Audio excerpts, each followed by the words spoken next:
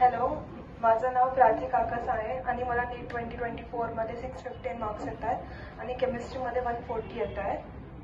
तर मी देशपांडे सरांचा खूप खूप खूप खूप धन्यवाद व्यक्त करू इच्छिते.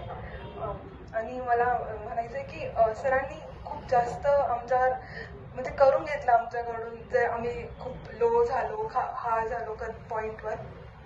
आणि केमिस्ट्रीची खूप प्रॅक्टिस करून घेतली, फिजिकलची मेन म्हणजे खूप क्वेश्चन्स वगैरे सॉल्व्ह करून घेतले, NCERTचे क्वेश्चन सॉल्व्ह करून घेतले, जे कोणत्याही क्लासमध्ये होत नाही.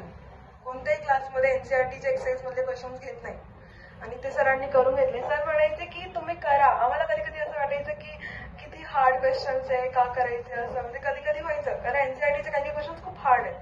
पण सर म्हणायचे की करा, तुम्हाला खूप फायदा होईल, तुम्ही आता करा, तुम्हाला नंतर कळेल एक्झाम नंतर. आणि मी एक्झाम मध्ये गेले आणि सगळं NCERT मधलं होतं, सगळं. एक जे स्टेटमेंट क्वेश्चन्स होते, सर म्हणायचे की फिजिकलची पण NCERT वाचा, इनऑर्गॅनिकची पण NCERT तर वाचावीच लागते तुम्हाला, आणि ऑर्गॅनिकचे तुम्ही रिॲक्शन्स NCERT मधूनच करा. NCERT मध्ये रिएजंट वगैरे सगळं, टेम्परेचर वगैरे सगळं सर म्हणायचे की करा, म्हणून आम्ही करायचो. आणि सर शेवटी सरांनी तर खूप खूप म्हणजे खूप आम्हाला सपोर्ट केला.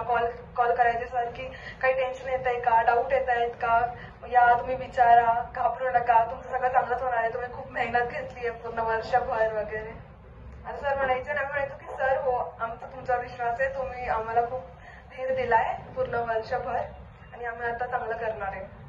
तर मी सरांना खूप खूप खूप खूप थँक्यू म्हणू इच्छिते.